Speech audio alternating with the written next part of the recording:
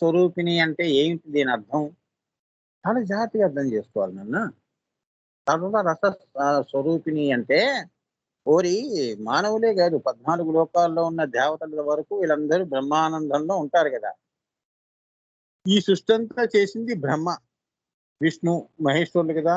వాళ్ళకి కూడా ఆనందము కలుపుకొని ఈశ్వరుడికి కూడా సృష్టి జరిగినది, సంకల్పం సాకారం చేసింది అనే ఆనందము కూడా సర్వ రసస్వరూపిణి అని ఆమె అర్థం. కేవలం మన ఆనందం వరకే కాదు, నిన్ను పుట్టించిన బ్రహ్మ కూడా ఆనందం వేస్తుంది కదా, బ్రహ్మానందం వేస్తుంది కదా. అవునా? సో ఆ ఆనందం కూడా ఆమె ఆ యొక్క త్రికోణంలో ఉన్న బ్రహ్మ, విష్ణు, మహేశ్వరులు పొందిన ఆనందం ఏదైనా ఉంటే, ఆ జంటలు ఏదన్నా ఆనందిస్తే, అంటే బ్రహ్మ, వాణి, హిరణ్య గర్భ, లక్ష్మి, నారాయణులు, వీళ్ళు ఆనందాలు కూడా అన్నీ కూడా సర్వరస స్వరూపిణి ఆవిడ. మరి నీకు ఇంత ఆనందం వచ్చింది అంటే జీవితంలో ఎవరు ఇచ్చారు? దాని మూలం ఎవరు అంటే అమ్మవారు. అంతేగా, మూలం చూడండి. నిన్ను పుట్టించకపోతే ఏం చేస్తావు? ఈ రస ఎక్కడుంది? తనలోనే ఉంది. ఆ రసాన్ని బయటకి తీసుకొచ్చి నీకు కూడా ఆనందాన్ని ఇచ్చింది అని. నేను పుట్టాను అని బర్త్డే చేసుకుంటున్నావుగా, అవునా? ఆనందం ఎక్కడ? ఎవరిచ్చారు? తల్లిదండ్రులని మీరు అనుకుంటారు, కానీ అన్నిటికీ సర్వరస స్వరూపిణి. నీ తల్లిదండ్రులకే కాదు, వాళ్ళకు కూడా ఆమె సర్వరస స్వరూపిణి. అలాంటిది మరి బ్రహ్మ వరకు, ఈశ్వరుడి వరకు, తన భర్త వరకు ఆమె సర్వరస స్వరూపిణి. మరి ఆయన కూడా నాకు ఇంత సాద్గుణ్య సంపత్తి, ఇంత శక్తివంతుణ్ణి అని ఆనందించి తన కుమారుగా సృష్టి చేస్తున్నప్పుడు ఆయన పొందుతున్న చైతన్యానుభూతి ఏదైతే ఉందో అదంతా ఆమె సర్వరస స్వరూపిణి. ఆమె చైతన్యంగా కదిలితే అంత ఆనందం వేస్తుంది. తన శరీరంలో తాను శక్తిగా బయటికి వస్తున్నప్పుడు ఆయనకు వచ్చిన ఆనందమే సర్వరస స్వరూపిణి. అక్కడి నుంచి మొదలన్నమాట చరిత్ర. అంతేగాని రస అంటే మధ్యలో అర్థం చేసుకోవటం కాదు, తీర్థం కాదు ఇది 3 సార్లు చేతిలో పోయటానికి. అర్థమైందా? తీర్థం అనుకున్నది ఎంత గూఢార్థం ఉంటుంది. సో సర్వరస స్వరూపిణి అమ్మవారు. ఇప్పుడు రభస, సబండాసుర శూన్యకాలో రభస అంటే సృష్టిలో జీవులు మనుషులు తమలోని స్వార్థముతో తాము ఎక్కడి నుండి వచ్చినాము, ఎక్కడికి వెళతాము అన్న సంగతి మర్చిపోయి పరస్పరం కలహిస్తూ, ద్వేషిస్తూ, అసూయ పడుతూ ఉంటారు. ఇదంతా అమ్మవారి యొక్క లీలా విలాసం. ఈ రభస అంతటినీ ఆమె మహామాయా స్వరూపిణిగా సృష్టించి ఆనందిస్తుంది. ఇంకెందుకు చెప్పేది ఏముంది? మనం గొడవలు పడటం, మళ్ళీ కలిసిపోవటం, ఈ గొడవల్లో దేవుణ్ణి కూడా గుంజటం చేస్తున్నాం కదా. అవునా? మతాలలో మరి మా మతం గొప్పది, మీ మతం తక్కువది అని అనుకుంటూ తిరుగుతున్నాం కదా. మా దేవుడే గొప్పవాడు, మీ దేవుడు అన్నీ కూడా మీరు ఎటువంటి వాళ్ళు. దేవుళ్ళలో కూడా ఇందులోకి మాయలో గుంజి మనం కలహించుకుంటూ, ద్వేషించుకుంటూ ఇలా చేస్తున్నాం కదా.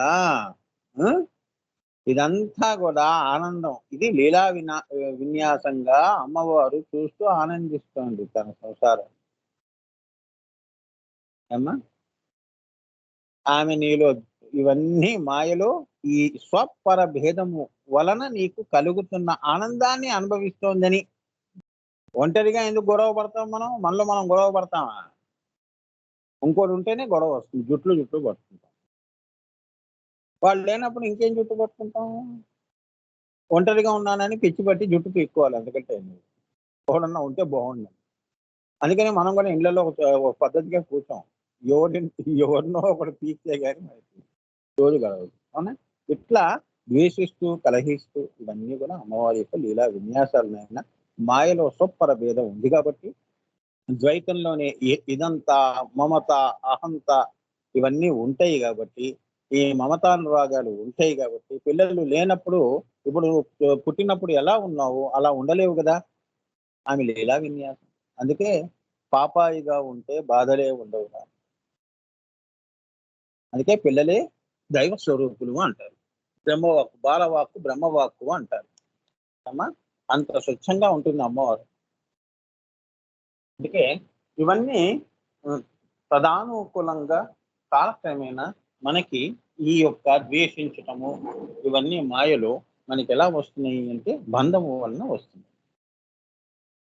బుద్ధి కూడా వికసిస్తుంటుంది కదా. 10 ఏళ్ళు వచ్చాయంటే వాడికి కోపము అన్ని ఇంకా మొదలవుతాయి. ఇంకా బ్రహ్మ పదార్థం అనేది తగ్గిపోతుంది. వాడు మాయ పెరుగుతుంది, స్వా పెరుగుతుంది, పిల్లల్లో పట్టుదల పెరుగుతుంది, నాది ఘీ పెడుతుంటారు. అక్కడి నుంచి దేవుణ్ణి మర్చిపోవటం అనేది మాయ మరుపులో తీసుకెళ్ళిపోతుంది. అంటే దేవుడు వెళ్ళిపోతే మాయ వచ్చేసిందని రభస అంటే అది.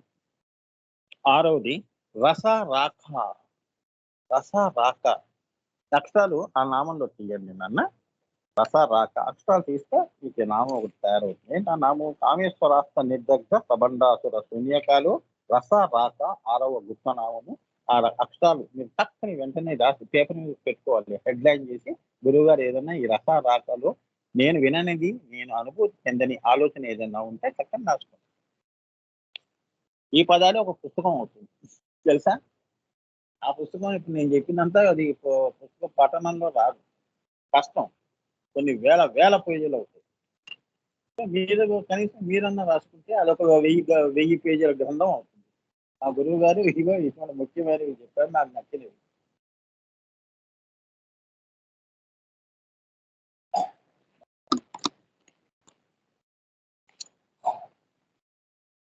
రసారాక అమ్మవారు రసారాక ఎలా ఏంటి? చంద్రుడికి 15 కళలు, అవి అమృత కళలు. అవునా? షోడశీ కళ అమృత నిస్సంధిని. అమృత నిస్సంధిని అని గురువుగారు ఒక పుస్తకం రాశారు. అమృత నిస్సంధి చిన్న పుస్తకమే, చాలా బాగా. ఆ పుస్తకం నేను ఫోటో తీసి పెడతాను. పాపం చాలా మంది దగ్గర లేదు అది, నేను చెప్పలేకపోయాను. అది ఇది ఆ నిస్సంధి అంటే ఈ 15 కళలు అమ్మవారు నిస్సంధి అంటే కలయిక. అన్ని 15 కలిపితే ఒక పూర్తి రూపం. చేతులు కాళ్ళు బొమ్మ తయారు చేస్తున్నప్పుడు చూడండి, ఒక క్యాన్వాస్ మీద ఒక అతను పెయింటింగ్ వేస్తున్నప్పుడు అన్ని కలిపితే ఒక మనిషి బొమ్మ వేస్తాడు. చివరికి వచ్చేదే అమ్మవారు షోడశి అని. ముందు తల వేస్తాడు, ముక్కు వేస్తాడు, కళ్ళు వేస్తాడు, ఇవన్నీ కళలు. అలా చెప్తే మీకు అర్థమవుతుంది, అమృత కళలు అనమాట. ఏం బొమ్మ వేస్తున్నారా అని చివరికి చూడంగానే ఎవరిదో దేవత బొమ్మ వచ్చింది అనుకోండి, అరే ఈ అమ్మ లలిత అమ్మవారి ఫోటోరా ఇది, అదే అమ్మవారు. అన్ని కలిపితే, అన్ని కళలు కలిపితేనే నిశ్చంది. అంటే సృష్టి అంతా నేనేరా పో పంచదశి అంటుంది. అర్థమైందా? 15 పంచదశి అంటే కయ్యహీలరీం అసకహలరీం సకలరీం. ఈ సకల అనేది నేను నిశ్చంది చాలా అంది. ఇదంతా సున్నా చుట్టేసిన తర్వాత ఎవరు చేశారు అంటే అమ్మ నువ్వే చేసావు తల్లి, నేను ఈ సున్నా నేను పెట్టలేదు అని. అంతేగా, నువ్వు చేసావా అంటుంది. అంతేగా, అమ్మ నేను చేయలేదమ్మా నన్నేమనకు, నువ్వే చేసావు తల్లి, నువ్వే నిశ్చంది. అన్ని కళలు అమృత కళలన్నీ కలిపితేనే నువ్వు అమృత వర్షినివి.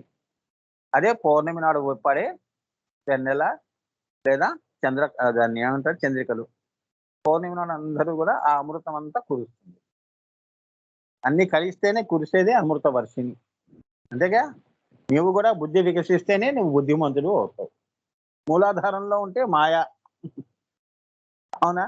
గౌతమ బుద్ధుడు ఎప్పుడు అవుతావు? బుద్ధి వికసిస్తే నువ్వు కూడా నిశ్చంది, నువ్వు కూడా షోడశి,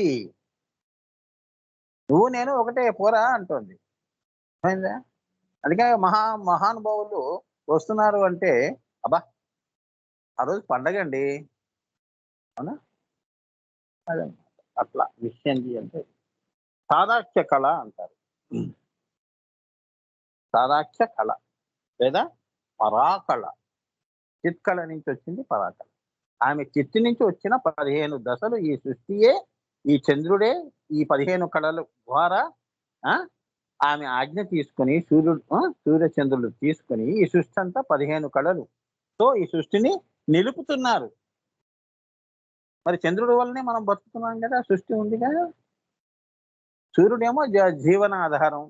అవునా? మరి వాళ్ళిద్దరే కదా!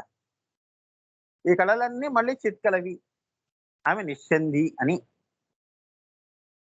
సింపుల్‌గా ఇంకా డీటెయిల్డ్‌గా శ్రీ విద్య పరంగా చెప్పండి అంటే, శ్రీ విద్యా రత్నమాల పుస్తకం కొనుక్కోండి. అందులో చంద్రకళా విద్య ఉంది. అదేంటో మీకు తెలుసు. నేను మీకేంటంటే రస చేసి ఇస్తున్నాను. అవునా? చెరుకు రసం తాగేటప్పుడు బళ్ళ దగ్గర మీరు గంటలు గంటలు వెయిట్ చేస్తారే, వాడు చివరికి ఇన్ని ఐసు ముక్కలేసి ఇంత చిన్న గ్లాస్‌లో మీకు ఆ! చెరుకు రసం ఇస్తాడు. అలా నేను ఇచ్చిందిది. లేదు మాకు చెరుకు గడ నుంచి అంతా మొత్తం చెప్పండి అంటే చంద్రకళా విద్య చదవండి. శ్రీ విద్యా రత్నమాలలో పుస్తకం కొనుక్కొని చదవండి. ఇది నేను చెప్పింది మనసులో పెట్టుకొని అది మీకు తొందరగా అర్థమవుతుంది. అర్థమైందా? హ్మ్. ఇవన్నీ మీకు టిప్స్. ఇప్పుడు నేను చెప్తున్నవన్నీ టిప్స్ లాంటివి. ఎలా ఆయన్ని అర్థం చేసుకోవాలి? అమ్మవారిని అర్థం చేసుకోవాలంటే ఇంత కష్టపడాలి మరి. మరి కష్టపడకుండా అమ్మవారు అర్థమవుతుందా? మరి అందుకే భగవతి అన్నారు ఆమెని. అవునా? అదే నీ ఫ్రెండ్‌ని అర్థం చేసుకోవాలంటే ఏముందండి face is index of mind. వాడి మొహం చూసాను తెలుస్తుంది దొంగ అని. అవునా? ఒక్క ముక్కలో తేల్చేస్తున్నావు. మరి అమ్మవారిని అలా చెప్పగలుగుతావా? అవునా? ఒక్క ముక్కలో చెప్పు. మరి ఇన్నెందుకు వాట్సాప్‌లో నన్ను రోజు ప్రశ్నల మీద ప్రశ్నలు వేస్తున్నారు? ద్వైతం ఏంటి? అద్వైతం ఏంటి? విశిష్ట అద్వైతం ఏంటి? ఇవన్నీ అడుగుతున్నారు. ముందు ఈ సృష్టిలో ఎవరు ఏ భాష పుట్టింది? ఇటువంటి ప్రశ్నలన్నీ అడుగుతున్నారు. ఇవాళ చెప్పానండి. ఎక్కడన్నా అడుగు పో అన్నా. ఇదే చెప్పాను. ముందు సంధ్యా భాష పుట్టిందా చవట అన్నా. దేవతల భాష. ఆ భాష నుంచి సంస్కృతం పుట్టింది. అంటే సంధ్యా భాష ప్రతిరూపమే ఈ సంస్కృతం. ఆ సంస్కృతంలో మీరు ఏ ఇంగ్లీష్ తీసుకున్నా నాద సంపదంతా సంస్కృతంలో ఉంది. చాలా ఆ! నాదం నుంచి అక్షరం వచ్చింది కదమ్మా! నాదమే ఇప్పుడు నువ్వెలా పుట్టావు? నీటి నుంచి నువ్వు పుట్టావు. నాదం నుంచి అక్షరాలు పుట్టాయి. అవునా? ఆ నాద భాషయే ఈ సంస్కృత భాష. అందుకే సంస్కృతంలో శ్లోకాలు హిరణ్యవర్ణం అని అక్షరాలుగా వింటుంటే నాదానికి అన్నీ గూడా సంస్కృతం అంత తీయగా సంస్కృత మంత్రాలు చదువుతుంటే చూడండి ఎంత ఆనందం వేస్తుందో. హ్మ్. ఆ! అవును స్వామి కరెక్టే. అరే! ఈ మనుషులు పుట్టక ముందు నుంచి ఉందిరా భాష. దేవతల భాష, సంధ్యా భాష. తర్వాత అంటార్క్టికాలో ఆ ఋషులు అది చెప్తాను ఆ కథ. ఆర్యులు ఒకప్పుడు ఈ సృష్టంతా ఈ ఇక్కడి నుంచి వెళ్ళిన వాళ్ళేనమ్మా సెటిలర్స్. నేను చెప్పాను కదా! ఈవెన్ అమెరికా అటువైపు కూడా చూడండి మన సంస్కృతం వాళ్ళ యొక్క భాషల్లో ఉంటుంది. ఆ! చూడండి పిండండి. పిండితే సంస్కృతం బయటపడుతుంది. బంగారం ఎలా పడుతుంది? బంగారం ఎలా వస్తుంది? దాన్ని ఫిల్టరేషన్ చేస్తే బంగారం అంతా ముక్కలు ముక్కలు చిన్న చిన్నవన్నీ ఇసుకంతా పక్కకొచ్చేసి బంగారం బయటకొస్తుంది. అలా సంస్కృత పదాలే ఉన్నాయి అన్నిట్లో. అర్థమైందా? మనుష్యానాం అన్నాడనుకోండి. మ్యాన్ అని వాడన్నాడు. మా అనేది తప్పకుండా తీసుకుంటాడు. ఆ నాదం. కానీ మ్యాన్ వాడంటే మనం మ్యాంగో అట్లా. ఆ! సో, ఇప్పుడు చెప్పండి ఏది మదర్ ఆఫ్ ఆల్ లాంగ్వేజెస్? సంస్కృతం. రసారాక అంటే అదనమాట. అంటే ఆనందము అనేది అమృతమని భావిస్తే దాని నామరూపములతో ఉన్న జీవి పరిపూర్ణముగా పొందటానికి ఆమె దయ ఉండవలెనని, ఆనందమే ఆ తల్లి యొక్క స్వరూపమని రహస్యము. ఎంత బాగా చెప్పండి. మీ జీవితంలో ఆనందం అమ్మవారు దర్శనం ఇస్తే మీకు ఏ ఆనందం కావాలి నాయన? నీకు నేను పుట్టించాను గదా! ఇంతవరకు నువ్వు పెరిగావు గదా! అంటే మన భాషలో చెప్పు. ఇది జీవానందం. శరీరంతోనే ఆనందం ఎక్కువగా ఉంది గదా! ఇది బావుందా నీకు? నా జీవితంలో ఒకసారి నేను ఒక గురువుని కలిసాను. వారి మాటలు నా మనసు మీద ముద్ర వేశాయి. అది ఎంతో అది తలుచుకున్నప్పుడల్లా ఆనందం వేస్తుంది అన్నది కావాలా? ఏమ్మా? జీవానందమా? బ్రహ్మానందమా? హ్మ్. అమృతమని భావిస్తే దాని నామరూపంతో ఉన్న జీవి పరిపూర్ణముగా పొందటానికి, పరిపూర్ణంగా నువ్వు పొందాలి అనుకుంటే ఆ బ్రహ్మానందాన్ని ఏమ్మ నా అమ్మవారి దయ ఉండవలేను. నేను ఇల్లు కట్టుకోవాలి అంటే నీకు ఆ డబ్బు లక్ష్మీ కటాక్షం ఉండాలి. అప్పు లేకుండా ఇల్లు కట్టానండి, కష్టార్జితం డబ్బంతా పెట్టాను, ఆనందంగా ఉంది. అప్పు లేనివాడు ధనవంతుడు, వాడే ఆనంద జీవి. అవునా? అలా నామరూపంతో ఉన్న జీవి పరిపూర్ణముగా పొందడానికి ఆమె దయ ఉండవలెను. ఆమె దయ ఉంటే ఇల్లు కట్టి చూడు, పెళ్లి చేసి చూడు అన్నారు. ఊరికని లేదు.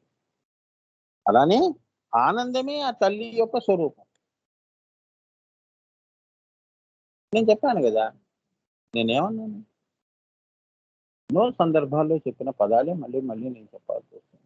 ఆమె అమ్మవారికి ఒక రూపం పెట్టకూడదు. నీవు ఆఖరిగా ఏ పని చేసినా మిగిలిపోయినది ఏదైతే ఉంటుందో అదే ఆమె. చాలా ఆమె తేలుతుంది పైకి. ఏది తేలదు. ఓహో! అమ్మవారు కదా! ఆ! అదేగా ఆవిడే ఆనంద ఘన. ఏమ్మా? ఆమె ఆనంద ఘన. అంత ఘనత ఆవిడకుంది అని.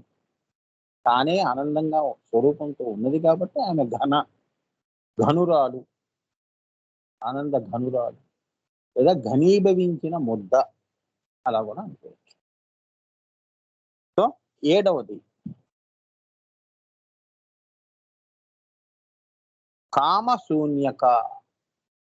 కామశూన్యక ఇది కొద్దిగా యోగా రహస్యం ఉంటుందమ్మా. ఇది చాలా జాగ్రత్త. పెద్ద కష్టమే ఉండదు.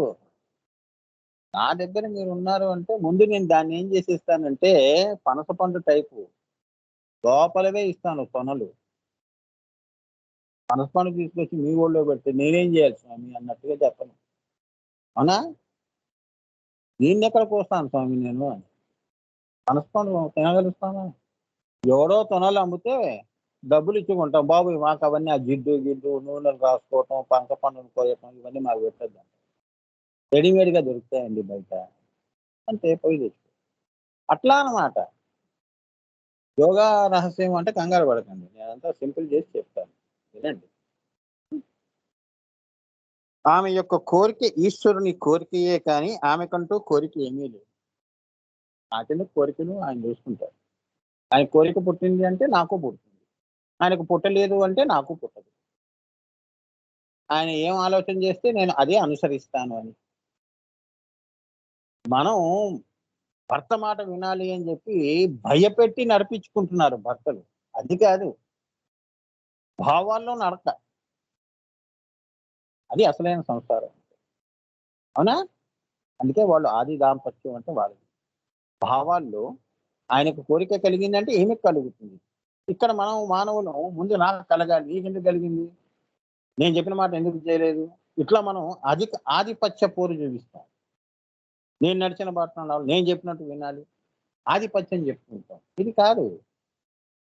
ఇటువంటి సంసారం కాదు అని. అమ్మవారిది ఏమిటి? ఆమెకంటూ కోరిక ఏమీ లేదు. ఎందుకంటే కోరింది ఫస్ట్ ఈశ్వరుడే. సృష్టి చేయాలనే సంకల్పం పెట్టుకొని అలా ఉండిపోయాడు జడ పదార్థంగా ఏం చేయాలో తెలియక. ఉన్నట్టు నేను వస్తున్నానని చెప్పి కొంగు సవరించుకొని ఆవిడొచ్చి ఈయన కోరికను తీర్చింది అని. ఇప్పుడు చెప్పండి ఎవరికి ముందు కోరికొచ్చింది? ఎందుకంటే ఆమెకేమీ కోరిక లేదు. ఆ! అది. ఇలా తీర్చుకోండి, ఉండండి అని చెప్పి ఆయనలో చైతన్యంగా బయటకొచ్చింది. మీరు అలానే కూర్చోండి. మీ భర్త పదవి ఎక్కడికి పోదని చెప్పి ఆయన్ని చైతన్యాన్ని తనలో ఆమె చైతన్యంగా, ఆయన చైతన్యంగా బయటకొచ్చింది. అవునా? ఒకరు నువ్వు చెప్తున్న మాటల ప్రకారంగా పని చేస్తుంటే నీకు ఆనందం ఏదు? అబ్బా! బాగా తోమావమ్మ ఇప్పుడు సరదాగా చెప్తున్నాను. అవునా? ఇంటి వాళ్ళు ఎవరన్నా పని చేస్తుంటే, అబ్బా! నేను అనుకున్నట్టుగానే కప్పులు, సాసల్లో నీట్‌గా పుస్తకాలు బాగా సర్దావమ్మా. అవునా? నువ్వు జేయలేదు. నువ్వు అలానే ఉన్నావు. కానీ చేసింది ఇంకోరు. అదే అమ్మవారి ఈశ్వర చైతన్యము. ఆ స్వరూపమే అమ్మవారు. ఇప్పుడు చెప్పండి ఎవరికి కోరిక ఉంది? ఆ కోరికను తీర్చింది ఎవరు? అది. ఓకే. అందుచేత ఆమె కామశూన్యక కూడా. మరి ఆమె శూన్యక. నాకెందుకు? కోరిక ఉంటే కోరికలతో ఆమె కామేశ్వరి. అంటే కోరికలతో ఉండటము అంటే ఏంటంటే ఈశ్వరుడుగా ఉండటం. ఆమెకి కామశూన్యక. నాకంటూ కోరుకునేది ఏదీ లేదు అని. నేనే నీలో కోరిక రూపంలో వస్తాను. అంతేగాని నాకంటూ కోరిక లేదు అని. అంటే నీటికి దాహం వేస్తుందా? నీరు తాగి నువ్వు ఆనందపడు. అంతేగాని నాకెందుకు దాహం? అంతేగా. ఇలా చెప్తేనే అర్థమవుతుంది నీకు. అంతే కదమ్మా! శ్వాసకి శ్వాస ఎందుకు? అవునా? పంచభూతాలకి ప్రాణం ఎందుకమ్మా? అవే ప్రాణం. అంతేగా, అలా చెప్తున్నారు. అదే ఏకత్వము అంటే. అమ్మవారిలో లీనం కావటము, సృష్టిలో లీనం కావటం, ప్రకృతిలో తల్లీనత సాధించటం అంటే ఇది. అప్పుడు నువ్వు వేరుగా కనిపించవు. ప్రకృతి రూపంగా నువ్వు కూడా ఒక వనదుర్గగా తిరిగేస్తూ ఉంటావు. అన్ని అన్ని అడవులు. నువ్వే శకుంతలలా తిరిగేస్తూ ఉంటావు. శాకుంతలం. శకుంతల కూడా అంతే కదా! ప్రకృతిలో మమేకమైంది. తల్లీనత అయింది. అందుకే ఆ పక్షులు, ఆ చెట్లు, ఆ పువ్వులు కూడా ఆమె కోసం ఎదురు చూస్తూ ఉంటాయట. పొద్దున్నే 4కి అన్ని పుష్పిస్తూ ఉంటాయట. ఆమె తల్లీనత చెందింది. అది ఆమె ఒళ్ళంతా పూలతో ఉంటుంది. అర్థమైందా? అలా మమేకం కావటం. మరి అది ఎంత సాధన చేస్తే రావాలి? అవునా? అది చెప్తున్నారు. అమ్మ చింతనలో అమ్మ విగ్రహం చూస్తేనే కళ్ళలో నీళ్ళొస్తున్నాయి అన్నప్పుడు, నీ భావాలే నిన్ను ఇంత ఏడిపిస్తున్నాయి అంటే, అమ్మ భావం ఇంకెంత ఏడిపించాలి. అవునా? ఆ స్థితి నువ్వు ఎదగాలి కదా నాయన అంటుంది అమ్మవారు కూడా. అంటే నాకంటూ కోరిక లేదు. నేను శూన్యత. కామ శూన్యత. సో, ఆమెకి దానితో సంబంధం ఏమీ లేదు. అవునా? అంటే సృష్టిలో జీవులకి కామాన్ని పుట్టిస్తుంది కానీ, ఆమెకి దానితో సంబంధం ఏమీ లేదు. నేను నిన్ను తినమని చెప్పానా? కోరికగా ఉంటానంతే. దాన్ని అదుపులో పెట్టుకోవటం బుద్ధి కర్మానుసారేన. స్వీట్ ఎందుకు తిన్నావు? షుగర్ ఎందుకు తెచ్చుకున్నావు? అవునా? కోరికగా ఉంటాను. సృష్టిలో ఇదొకటి. ఏ వస్తువు ఎప్పుడు వాడాలో అనేది నీవు ఆ జ్ఞానం తెచ్చుకో. ఆ బుద్ధి తెచ్చుకో. అవునా? కత్తి ఇచ్చాడు ఎవరో. ఇస్తే మెడ ఎందుకు కోసుకున్నావు? పక్కవాడిని రక్షించటం అనే బుద్ధి ఉండాలి గదా నీకు. అవునా? నీ గొంతు నువ్వు కోసుకోమని ఇచ్చాడా? అంతే కదమ్మా! మనం చేసే పనులు కూడా అలానే ఉంటాయి మాయలో. అవునా? అందుకే మనమే స్వయం కృపాపరాధాలు ఇవన్నీ మనం చేసి అమ్మవారి మీద నెట్టేస్తుంటాం. మనిషి యొక్క నైజమే అది. పక్కవాడి మీద నెట్టేస్తాం. నేను చేయలేదు వాడు తప్పే. అది. అందుకే ఆమెకేం సంబంధం లేదు. నీ కర్మతో ఆమెకేం సంబంధం? నాకేం సంబంధం రా నీ కర్మతో. అంతే కదా! For every reaction there is equal and opposite reaction. నువ్వు మంచి మాట మాట్లాడావు. వాడొచ్చి నీకు ఒక పండు చేతిలో పెట్టాడు. చక్కటి మాట చెప్పారండి. ఈ పండు తినండి అని ఇచ్చారనుకో. నువ్వు చేసింది మంచే. మంచికి మంచి వచ్చింది. కర్మ అది. సత్కర్మ. మంచి పని చేస్తే మంచే వస్తుంది. చెడు పని చేస్తే చెడే వస్తుంది. ఇది సిద్ధాంతం. ఇలానే వెళ్ళాలి. ఇది నా యొక్క హిరణ్యవర్ణం. నా సత్యములు, నా ధర్మములు, నా వేదములు. ఈ సృష్టంతా వేదయుక్తంగానే ఉంది. ఈ రకంగానే నువ్వు ఏం తెచ్చుకున్నావో చివరికి అదే నీకు మిగులుతుంది. చాలా అంటుంది అమ్మవారు. నేను కోరికగా ఉంటా. నన్ను నువ్వు ఉపయోగించుకుంటావు అనేది నీ బుద్ధి కర్మానుసారేనా. ఇప్పుడు కోరికగా ఉంటాను అంటే నేను శ్రీ విద్య వినాలి, యోగం నేర్చుకోవాలి, ధ్యానం నేర్చుకొని, అమ్మా నీ కోరికని నిష్కామము చేయాలి అనే స్థితి నాకు రావాలి అని ప్రయత్నం చేశావనుకో, ఆ! ఆ యొక్క కోరికగా నేను ఉన్నానే అది నీకు సహకారం చేస్తాను. అంటే నువ్వు ఎలానో ఉపయోగించు నా శక్తిని. అలానే నేను నా నా ఫలితాలు ఇస్తాను అని. మంచికి ఉపయోగిస్తే మంచి ఫలితాలు ఇస్తాను. చెడుకి ఉపయోగిస్తే చెడు ఫలితాలే ఇస్తాను. అంతేగా? అంతే. డబ్బు ఇచ్చాను లక్ష్మీ కటాక్షంగా కోరికే. నీ కోరిక తీరింది. ఆ డబ్బు నువ్వు నీ భార్యకి బంగారం నెక్లెస్ చేయిస్తావో, లేకపోతే వెళ్లి జూదంలో ఓడిపోతావో అది నీ కర్మ. కోరికగా ఉంటారంతే. పాండవులు మరి మహాభారతం అంతా ఇదే. కోరికగా ఎవరికి? ధర్మరాజు అదే అన్నాడు గదా! ఈ అలవాటుతోనే నేను సర్వం పోగొట్టుకున్నాను. ఈ యొక్క అలవాటు ఎవరు కూడా శాపం పెడతారు. తెలుసా? హ్మ్. కోరికగా ఉంటుంది. దాన్ని ఎలా సాకారం చేసుకోవాలా అనేది నీ బుద్ధి. అదే నీ శ్రీకృష్ణుడు చెప్పిన బుద్ధి కర్మానుసారేణ అన్నాడు. ఆ బుద్ధి అంతా గూడా ఆ శక్తి అంతా గూడా అమ్మవారి స్వరూపంగా నువ్వు భావన చేస్తే, ఆ బుద్ధి అమృత వర్షిణి నీ ద్వారా మంచి పనులే చేయిస్తుంది. నీ శక్తి చక్కగా ఉపయోగించావనుకో నువ్వే దేవుడివి. చెడుగా ఉపయోగించావో రావణాసుడు రా వాడు అంటారు. అర్థమైందా? ఇద్దరికీ ఉంది. రాముడికి శక్తి ఉంది. రావణాసుడికి ఉంది. ఆయనేమో లోక కళ్యాణంగా ఉపయోగించాడు శక్తిని. వీడేమో లోక వినాశనంగా ఉపయోగించాడు. ఫలితాలేమిటి? అందరికీ జగమెరిగిన సత్యం. చాలా సో, కోరికగా నీ కోరికని ఎలా నువ్వు సాకారం చేస్తావు అనేది మరి శ్రీ విద్య నీకు ఆ బుద్ధి ఇస్తుంది. వేదములు ఎవరిస్తారు మరి? అంతరాత్మగా ఉన్నానే, ఒరేయ్! ఈ చేస్తున్న పని తప్పు అని చెప్తున్నానే అదే వేదం. చాలా నువ్వు ఏ పుస్తకం చదవకు. సిక్స్త్ సెన్స్ అంటారు గదా! మనసేమో స్వీట్ తినమని చెప్తుంది. ఆత్మేమో సిక్స్త్ సెన్స్ వద్దు అంటుంది. ప్రాణం మీదకి తెచ్చుకోకు అని. అది అలానే ఒక్కరోజు ఒక చిన్న స్వీట్ ముక్కితే ఏమవుతుందని తినేస్తాం. ఉన్నాను. దాన్ని నువ్వు సానబెట్టావనుకో, అప్పుడు మనసు యొక్క శక్తి హీనత అనేది వస్తుంది దానికి. అప్పుడు శూన్యకం అవుతుంది మనస్సు. అప్పుడు ఆత్మ ఏంటి సూర్యుడిగా వెలుగుతుంది. అప్పుడు నువ్వు నీ ద్వారా, నీ బుద్ధి ద్వారా అన్నీ ఈ కోరికంతా గూడా సాకారం చేస్తూ 10 మందికి మంచి చేస్తావు. మనసు లేదుగా. మనసు ప్రమేయం లేదుగా. శూన్యత అంటే అది. కోరికని కోరిక రూపంలో అందరికీ ఉంటుంది. ఋషులేంటి మహర్షుల్లో గూడా ఉంటుంది. అవునా? బ్రహ్మకు గూడా ఉంది. ఆయన సృష్టిలో ఆయన్నే ఒక అప్సరస తయారు చేసి బ్రహ్మకు కూడా తెగులు పడుతుంది. ఇంత అందంగా ఉంది. నేనే భార్యగా చేసుకుంటే బావుంటుంది.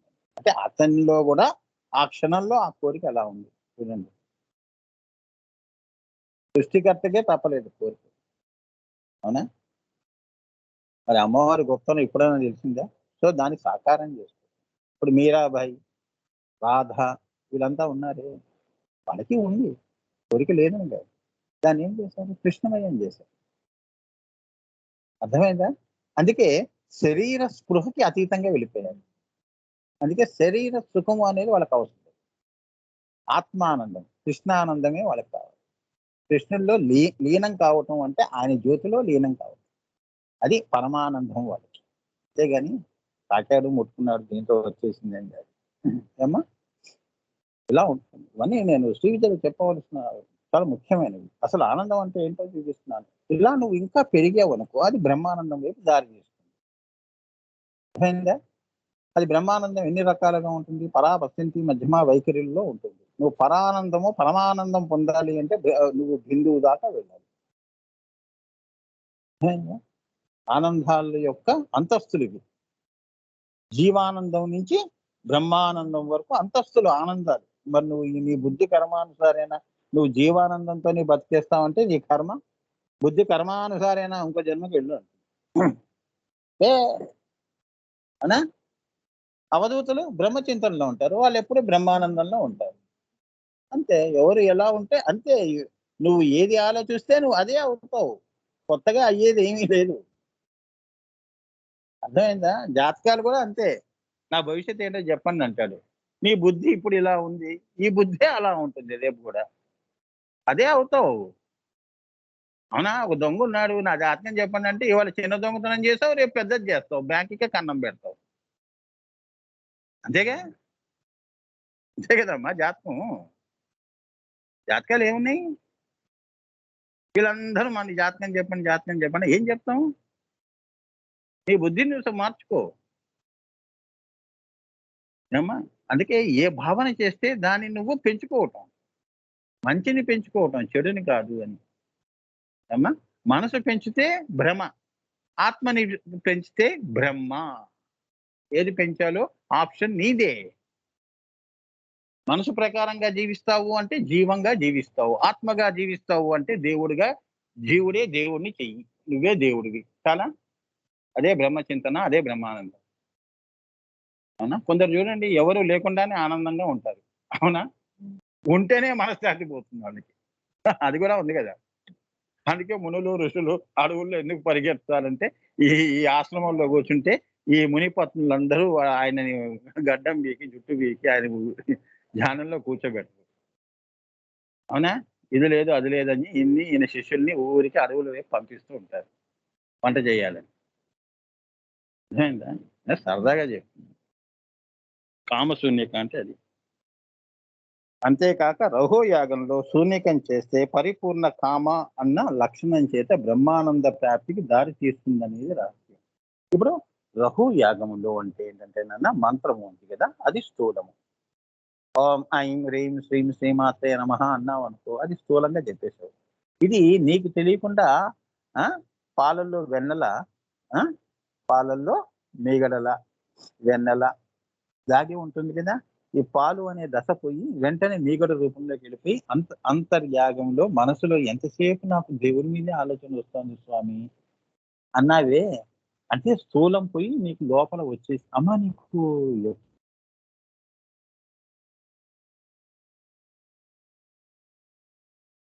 అమ్మా అమ్మా నువ్వు యాగంలోకి వచ్చేసావు అని.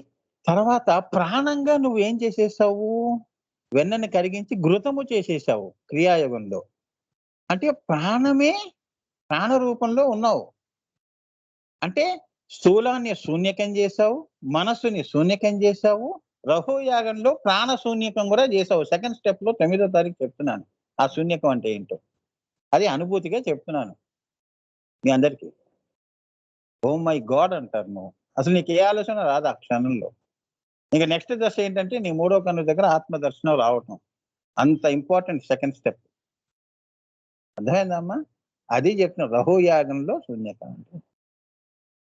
అమ్మవారు అక్కడ నీకు దర్శనం ఇస్తుందని. ఆ శూన్యకంలోనే నీకు కనిపిస్తాను, కింద కనిపించను అని. అర్థమైందా? అనుభూతిగా వస్తుంది.